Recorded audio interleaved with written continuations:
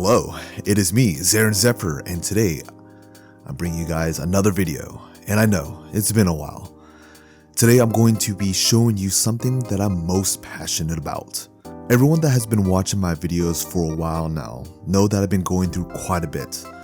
I kinda lost passion in the old toy reviews that I once done on this channel, and I moved on to other things. During my time of reflection, I turned back to rhythm games. I found this to be something relaxing and soothing to my mind and soul. I used to play these quite a bit when I was younger, say games like DDR. And it's great to say my favorite childhood activity is the very thing that saved me. Today I'll be briefly going over some of the rhythm games that I play and kinda go over how good or bad I am. While I'm not a pro, I still find joy practicing and clearing new and harder songs along the way. It's more about the journey, even if you fail a few times. The first game I'll be covering is Reflect Beat. Reflect Beat is a touchscreen based game that has two rows of focus. There's a bottom row where the majority of your notes will go. These notes can be pink or blue depending on your settings. I personally prefer the pink notes. Blue is a little bit harder on my eyes for some odd reason. Depending on your difficulty, there will be 3 additional buttons above for the green notes. While I haven't played this game in quite some time, most of the songs that I can do are in the 11 to 13 range. I believe 15s are the hardest. The hardest song I can clear is Anisaki, which is a white hard 14. White hard songs are harder versions of select songs, which often have a unique mechanic of hold release notes. These are like these gold and purple colors. Reflect Beat is my second arcade machine I ever bought, and it's not very popular, but it has a special place in my heart.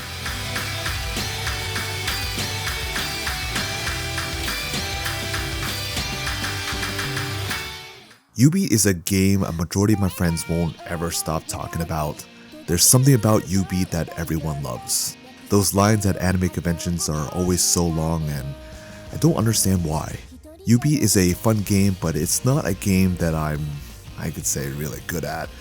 My friends keep picking on me because I don't play it enough.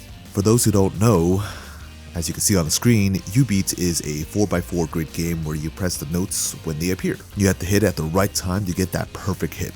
Most of the songs I can clear are in the 7 to 8 range and some 9s. While my friends tell me that 7s are in a good range to be, I feel like I need to practice more to hit those harder songs. You know what they say, practice makes perfect. For those who have subscribed to my channel for Kamen Rider content, there is a song from Kamen Rider Build, Be The One. I thought you all would like that. The next game is Musica, a game that Konami killed off because of lack of popularity. While people in the rhythm game community really like crapping on this game, I actually really like it. It was really easy for me to pick up comparatively to the other rhythm games. When I traveled to Ohio for this convention named Raj, my rhythm game friends really got me into this game and I was addicted. I was already doing 13s and 14s on day 2.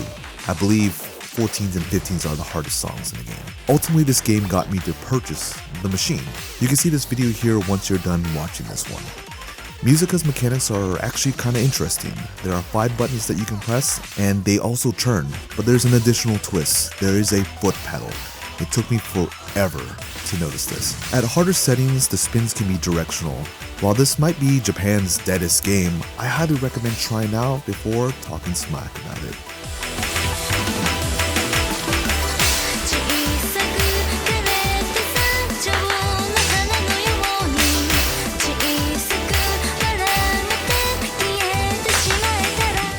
Pop-in Music is probably one of the most difficult games I own.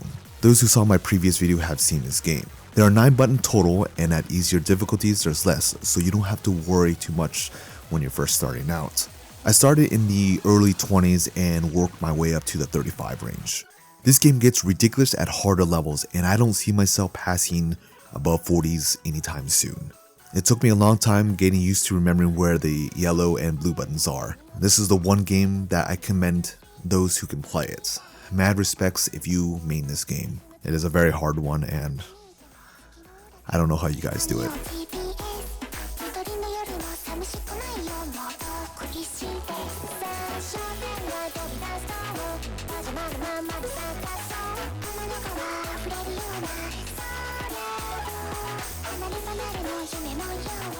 Nostalgia is an interesting game. It's probably one of my least played games, but I have friends who enjoy playing it. As you can tell, it's like a piano. I used to play piano when I was younger, and I'm definitely not good at this one. Most notes are wide, so you can hit the buttons near it and it will count. I think the hardest I could do is somewhere in the 9s and 10s. Now watch me fail. I actually don't really have much to say about this game since I kind of covered it in the previous videos.